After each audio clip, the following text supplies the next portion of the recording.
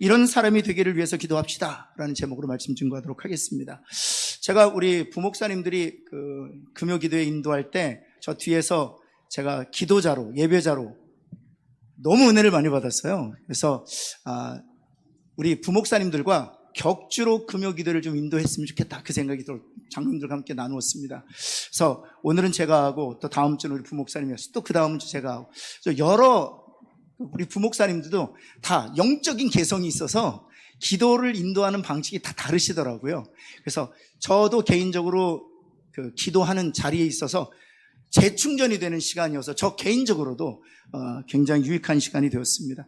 이렇게 금요 기도를 통해서 함께 은혜 받는 시간이 되기를 간절히 소원합니다. 여러분, 오늘 이 마가복음 11장을 통해서 예수님께서는 모든 구원받은 하나님의 백성들에게 기대하시는 그 사람 됨됨이가 있다는 것을 보여주고 계시는데요. 세 가지인데 하나씩 우리가 살펴보면서 기도 제목으로 삼고, 하나님, 마가복음 11장에서 말씀하시는 하나님, 그런 사람 되기를 원합니다. 주여, 제게 하나님 그런 은혜를 베풀어 주옵소서. 이것이 저와 여러분의 기도 제목 되기를 예수 그리스도로 축원합니다. 여러분, 첫 번째는 어떤 사람이 되기를 원하시는가? 열매 맺는 사람이 되도록 기도해야 한다는 것입니다. 옆에 있는 분에게 열매 맺는 사람이 됩시다 한번 할까요? 여러분, 오늘 읽었던 본문은 예수님께서 십자가에 돌아가시기 전, 예수님께서 금요일 날 십자가에 못 박히셨잖아요. 그 한 주간 있었던 일입니다. 여러분, 마지막 일주일간 그 첫 번째 되는 날에 이루어진 일인데요. 여러분, 예루살렘 성에 입성하시고 나서, 그리고 나서 이제 다시 성 밖으로 나와서 하룻밤을 주무시고, 그 다음 다시 예루살렘 성으로 들어가셔서 하나님 나라의 복음을 증거하려고 하실 때, 그 예루살렘 성에 들어가시는 그 초입에서 어떤 나무를 발견하게 되었냐면, 여러분이 잘 아는 것처럼 무화과 나무를 발견하게 됩니다. 여러분, 마가복음 11장 13절 우리가 읽었던 본문 한번 볼까요? 13절, 멀리서 잎사귀 있는 한 무화과 나무를 보셨다 하는 것입니다. 그리고 그 나무에 무엇이 있을까요? 가셨더니 보신즉 무엇만 있었다? 잎사귀 외에는 아무것도 없었다는 것입니다. 잎사귀 외에는 아무것도 없었다는 것입니다. 여러분, 그렇다면 무엇이 없었다고 말씀하시는 거예요? 그렇죠. 그리고 잎사귀를 들춰보신 그 주님의 의도는 무엇이겠습니까? 잎사귀의 크기에 감탄하셔서 잎사귀를 들춰보신 것입니까? 무엇을 주님이 찾고자 잎사귀를 들춰보신 것일까요? 그렇죠. 열매가 있는가 하고 보셨던 것이죠. 근데 아무것도 없었다, 열매가 없었다 하는 것입니다. 근데 13절에 보면 무화과 때가 아니기 때문이다 라고 말씀하고요. 무화과 때가 아니면 당연히 열매가 없는 것은 아닌가? 그렇지 않습니다. 이 무화과는, 특별히 이스라엘 지방에 재배되는 무화과는 1년에 3번 정도 열매를 거둘 수 있다고 해요. 그래서 3월달, 4월달에 거두는 열매를 파가라고 합니다. 그래서 푸른 무화과라고 해요. 그리고 6월달, 7월달에 수확하는 무화과가 있어요. 그걸 비쿠라라고 해요. 비쿠라. 그리고 나서 8월달, 9월달에 한 번 더 수확하는데, 그 무화과를 가리켜서 트니에라고 얘기합니다. 한번 따라해 볼까요? 파쿠. 파쿠. 시작. 파쿠. 그 다음에 6월달, 7월달은 비쿠라. 한번 할까요? 시작. 비쿠라. 그 다음에 8월달, 9월달은 늦은 무화과라고 해서 그것은 트니에. 한번 해볼까요? 시작. 트리에. 예, 그렇게 3번 수확을 할 수가 있어요. 그런데 예수님께서 예루살렘 성 입성하시고 십자가에 못 박히신 때는 우리 양력으로 몇 월 달에 해당하죠? 우리 부활절이 언제예요?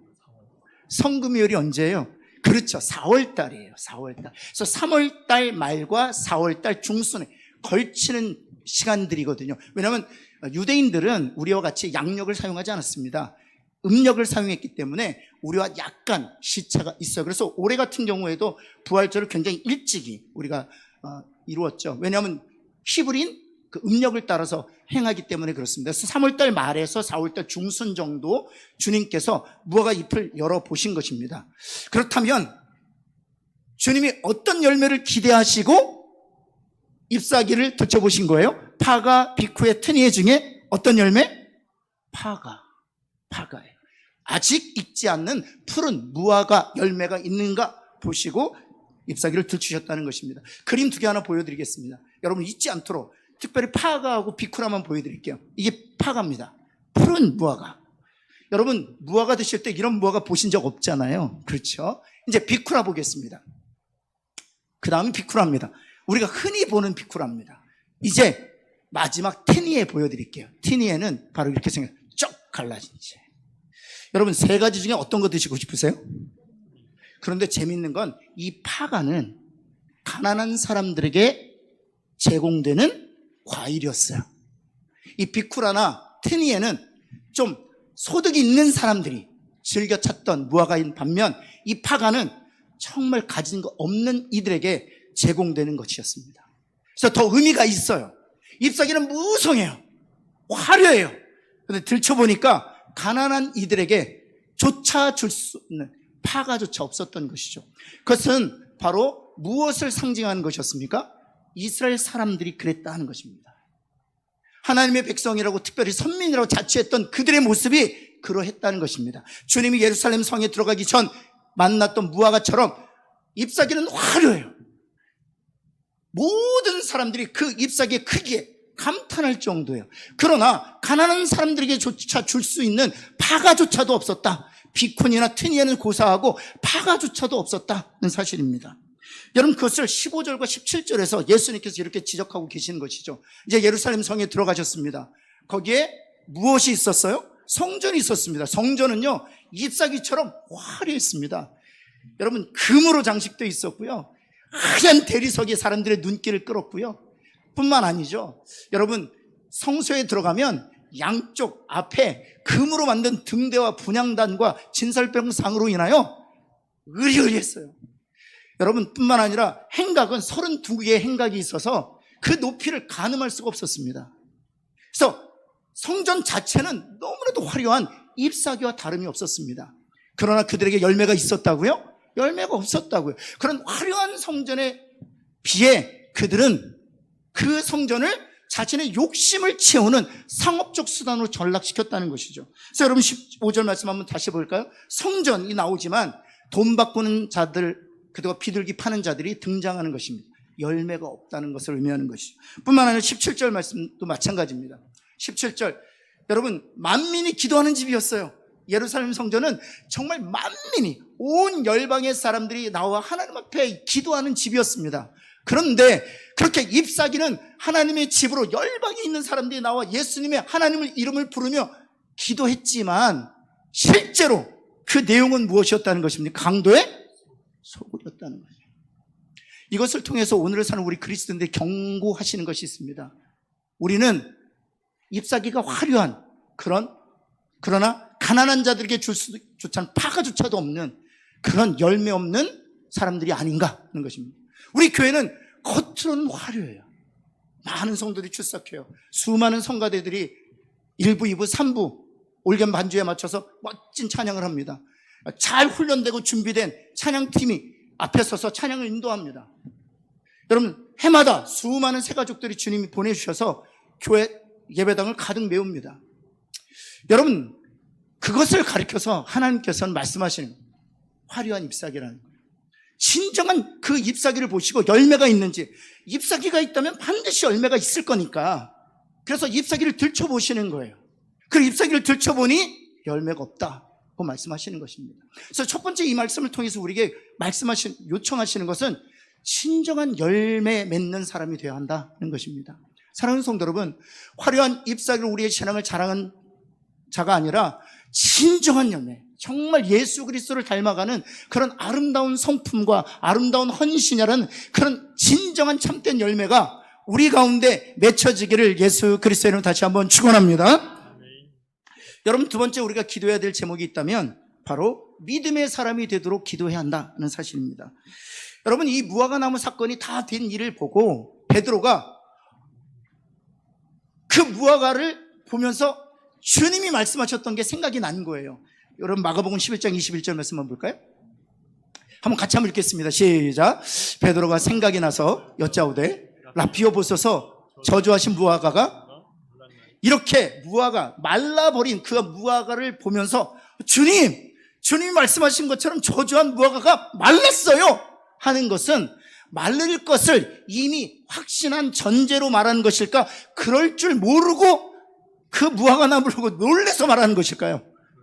전자예요, 후자예요? 그렇죠. 주님이 분명히 저주하셨거든요. 다시는 그 무화과로부터 열매를 얻지 못할 것이라고 말씀하셨거든요. 그것은 이스라엘 백성들에 대한 심판이었어요. 너희들이 이렇게 화려한 잎사귀를 자랑하지만 너희들이 파가조차도 맺지 못하는 너희들은 다시는 열매를 맺을 수 없다, 이렇게 말씀하시는 것이거든요. 그래서 촛대를 이스라엘 유대인에게서 이방으로 옮기신 이유가 거기에 있는 것입니다. 여러분, 그 되어진 일을 보고 베드로는 믿지 않았어요. 그래서 무화과를 보고 놀란 거예요. 말랐네요, 주님. 그때 주님께서 말씀하시는 것입니다. 11장 22절 말씀, 이건 같이 한번 우리들에게 주시는 말씀이기도 해요. 같이 한번 읽습니다. 시작. 예수께서 그들에게 대답하여 이르시되, 옆에 있는 분에게 하나님 좀 믿읍시다, 제발. 성경에서 말하고 있는데 안 믿어요. 기도하고 있는데, 심지어 기도의 응답을 받았는데도 응답을 받은 우리들이 놀래요. 우와!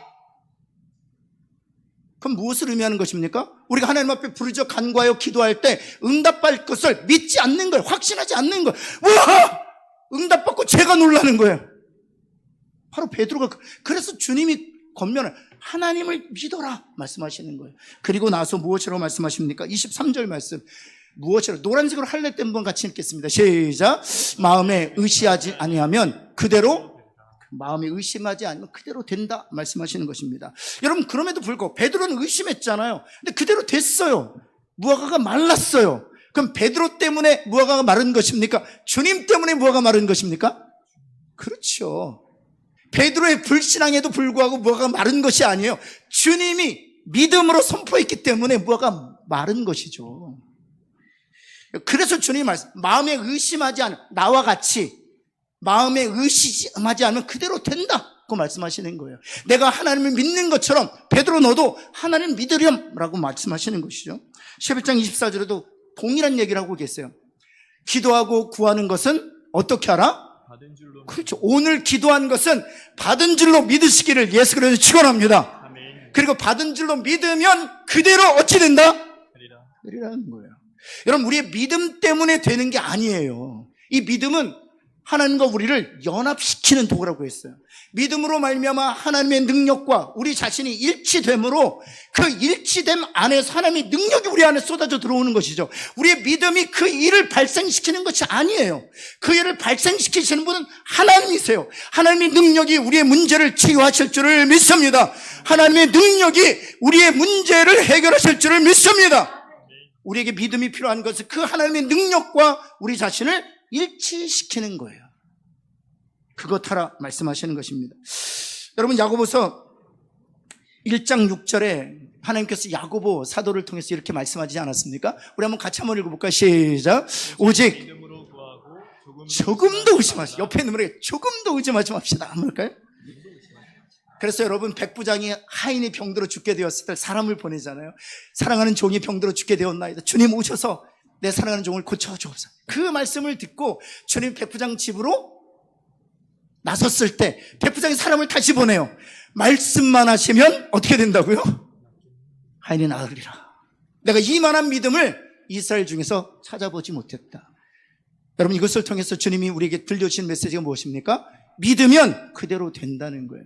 사랑하는 성도 여러분, 오늘 이 밤에 우리가 예수의 이름으로 기도하면 하나님이 응답하실 것이라는 이 확신을 가지고 기도할 때 그대로 되는 역사가 있을 줄을 믿습니다. 그렇다면 어떻게 하면 우리가 이 믿음의 소유자가 될까요? 두 가지예요. 이 믿음은 우리가 만들어낼 수 있는 게 아니에요. 여러분, 할 수 있다 하신 이 찬양을 100번, 100만 번 부른다고 해서 이 믿음을 가질 수 있는 것이 아니에요. 믿음을 가지게 되고 믿음을 소유할 수 있는 두 가지 방법을 성경에서 너무나도 분명하게 우리에게 제시하고 계십니다. 첫 번째가 무엇입니까? 로마서 10장 17절 말씀. 믿음은 들음에서 나고 들음은 그리스도의 말씀으로 말미암느니라. 그래서 믿음과 안에 있는 것들을 가로에 묶어버리면 믿음은 무엇으로 말미암는다? 그리스도의 말씀, 성경 말씀, 하나님의 말씀으로 말미암는다. 따라서 우리가 강력한 믿음을 소유하기 위해서는 부지런히 말씀을 묵상해야 돼요. 부지런히 말씀을 들어야 돼요. 부지런히 말씀을 암송해. 그럴 때 이 말씀이 우리에게 강력한 믿음을 주게 될 줄을 믿습니다. 두 번째는 무엇인가 하면 고린도 전서에 보면 12장에 9가지 은사가 있어요. 그 9가지 은사 중에 중요한 은사가 하나 있는데 성령으로 어떤 은사 주시겠다는 겁니까? 믿음의 은사. 이 믿음의 은사는 불신자에게 주는 은사일까요? 신자에게 주는 은사일까요? 신자에게 주는 은사입니다. 왜냐하면 신자 안에서만 성령이 역사하기 때문에. 따라서 이 믿음은 어떤 방식으로 하나님께서 우리가 소유할 수 있다고 가르치시냐. 두 가지. 말씀을 묵상하고 말씀을 암송하고 말씀을 깊이 체득할 때 믿음이 발생되고, 더 나아가서는 하나님 제게 믿음의 은사를 주옵소서 할 때 하나님께서 강력한 믿음의 은사를 주신다는 사실이에요. 이 은사를 소유한 자로 오늘 하나님 앞에 나아가 그 믿음으로 기도할 때 그대로 되는 은혜가 저와 여러분에게 있게 될 줄을 믿습니다. 세 번째는 무엇인가 하면요, 용서의 사람이 되는 거예요. 용서의 사람이 되는 거예요. 마가복음 11장 25절, 이 오늘 본문의 마지막에 주님이 갑자기 이런 얘기를 하세요. 너는 기도할 때 뭐하라? 용서하라. 이렇게 말씀해요. 기도할 때 용서하라. 옆에 있는 분에게 주님 말씀 그대로 우리 한번 권면합시다. 기도할 때 용서합시다. 뭐랄까요? 기도할 때 용서합시다. 여기 용서라는 이 동사는 명령형이에요. 명령형이에요. 이 명령은 조건이 없어요.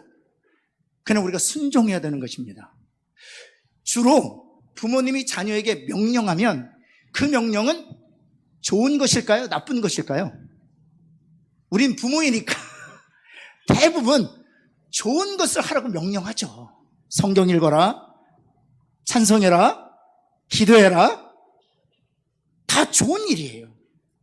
여러분, 하나님께서 우리에게 명령하실 때 그 명령은 좋은 것일까요? 나쁜 것일까요? 좋은 거예요. 누구에게 좋은 것일까요? 그렇죠. 명령을 준행하는 자에게 다 좋은 것이에요. 기도할 때 반드시 용서하라고 우리에게 권면하신다는 사실이죠. 여러분, 왜냐하면 네 가지 살짝 살펴보면, 첫 번째, 왜 용서라고 하나님께서 말씀하시냐? 같이 한번 읽을까요? 시작. 용서하지 못하면 계속 어른거려요. 용서하지 못하면 눈만 감잖아요? 계속 어른거려요. 그 사람이 앞에서 서성거려요. 그 사람이 이 마음에서 소화가 안 돼요. 그래서 기도가 안 돼요. 여러분, 기도가 안 돼서 답답하잖아요. 대부분 용서의 문제가 해결되지 않아서 그래요. 그래서 주님이 우리에게 권면하시는 것입니다. 우리가 기도할 때 깊이 기도하기 위해서, 거리낌 없이 기도하기 위해서, 한 점에 5점도 남기지 아니하고 하나님을 깊이 교제하기 위해서 그것을 막는 용서의 문제를 해결하라 말씀하시는 거예요. 사랑하는 성도 여러분, 하나님이 주시는 힘으로 용서하여 묶임으로부터 자유케 되기를 예수 그리스도는 축원합니다. 여러분, 두 번째, 왜 용서라고 말씀하시느냐? 주님의 명령에 대한 순종이기 때문입니다. 주님 무엇이라고 말씀하셨습니까? 원수를 사랑하라 말씀하셨습니다. 따라서 주님의 명령에 대한 순종이기 때문에 용서해야 되는 것이죠. 이건 너무나 당연한 것이죠. 세 번째, 용서는 공동체에 무엇을 가져다 주기 때문입니까? 화평을 가져다 줘요. 긴장을 해소시켜줘요. 평안을 가져다 줍니다.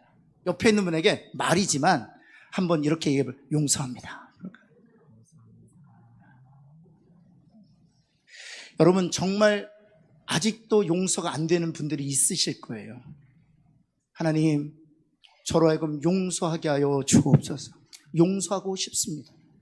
제게 힘을 주셔서 용서할 수 있게 하여 주옵소서. 하나님의 사랑을 부어주시고 십자가의 사랑을 내게 부어주셔서 하나님 그 사람을 넘어서게 하여 주옵소서. 더 이상 어른거리지 아니하고 내 앞에 서성거리지 아니하고 그 묶임으로도 완전히 자유하고, 더 나아가서 우리 가정과 우리 일터와 우리 교회 가운데에 평안을 가져오는 그런 기회가 되게 하여 주옵소서. 이렇게 기도하는 저와 여러분 되기를 간절히 소원합니다. 왜 또 네 번째 기도하라고 말씀하시느냐? 이게 중요해요. 같이 한번 읽어볼까요? 시작. 용서는 응답받게 하기 때문에. 그래서 기도할 때 뭐하라고 말씀하시는 거예요? 용서하라고 말씀하시는 겁니다. 여러분, 이사야서 59장 1절에서 2절에서 하나님께서 이사야 선지자를 통해서 이렇게 말씀하셨습니다. 여호와의 손이 짧아 구원하지 못하심도 아니고 귀가 드나요 듣지 못하심도 아니라. 우리가 많이 부르짖고 우리가 많이 기도하고 많이 간구하지만 하나님께서 응답하시지 않는 이유는 하나님이 귀가 둔하기 때문도 아니고 하나님의 손이 짧기 때문도 아니다. 하나님께서 우리의 기도를 듣고 우리의 간구를 들으시지만 기도가 응답되지 않는 이유는 오직 2절, 오직 너희 죄악이 너희와 너희 하나님 사이를 갈라놓았고 너희 죄가 하나님의 얼굴을 가리해서 너희에게서 듣지 않게 하셨기 때문이라. 손이 짧아서 구원하지 못하심이 아니라 죄가 하나님과 우리 사이를 가로막았기 때문에 하나님의 능력의 손으로 문제를 해결할 수 없을 뿐만 아니라 죄가 하나님의 얼굴을 가리워서 귀가 드나여 듣지 못하시는 것이 아니라 그래서 듣지 않고 계시다고 말씀하시는 거예요. 그래서 뭐라고 말씀하시는 거예요? 오늘 마태복음 11장 25절 다시 한번 볼까요? 기도할 때 뭐라고 그랬어요? 용서하라 말씀하셨어요. 그리고 이 이사야서 59장 1절과 2절과 관련되어서 주님이 이렇게 말씀하세요. 기도할 때 용서하라. 그리하면 이렇게 됐어요. 그리하여야 같이 한번 읽어볼까요? 노란색으로 할래 때문에 시작. 아버지께서도 너희 허물을 사하여 주시고 그런 거예요. 이 문제가 해결돼야 하나님과 단절된 관계가 다시 회복되고 우리의 기도가 연락받는 기도가 될 수 있기 때문에 그렇습니다. 여러분, 예수님께서는 이와 관련된 비유를 많이 말씀하셨어요. 그 중에 하나 대표적인 것이 무엇입니까? 그렇죠. 100데나리온 빚진 탕감받은 자의 비유, 1만 달란트 탕감받은 자의 비유에 대해서 얘기합니다. 여러분, 뿐만 아니라 또 예수님께서 무엇을 말씀하셨어요? 너희가 예배 드릴 때 형제와 문제가 있었던 것이 생각나거든 뭐 하라는 것입니까? 예물 놔두고 가서 형제와 사화하라 하는 겁니다. 그래 이 예물을 하나님께서 받으시기 때문에 그만큼 중요한 거예요. 사랑하는 성도 여러분, 기도할 때 하나님 주시는 사랑으로 하나님께서 주시는 십자가의 능력으로 용서하게 되는 은혜가 저와 여러분에게 있기를 예수 그리스도는 축원합니다. 옆에 있는 분에게 나는 할 수 없지만 하나님은 하실 수 있습니다. 한번 할까요? 나는 할 수 없지만 하나님 할 수 있습니다. 우리 옆에 있는 분에게 권사님, 장로님, 지사님 하실 수 없지만 하나님은 능히 하실 수 있습니다. 한 번 더 축복합시다. 그래서 오늘 이 밤에 하나님, 제가 용서할 수 있도록 하나님의 사랑을 오늘 이 밤에 부어주옵소서. 그래요. 자유케 하여 주옵시고 기도가 응답받게 하여 주옵시고 냉랭했던 우리의 가정이 정말 평안한 가정이 되게 하여 우리 공동체가 하나님의 사랑으로 충만케 하옵소서. 그런 기도가 우리 가운데 있기를 예수 그리스도는 축원합니다.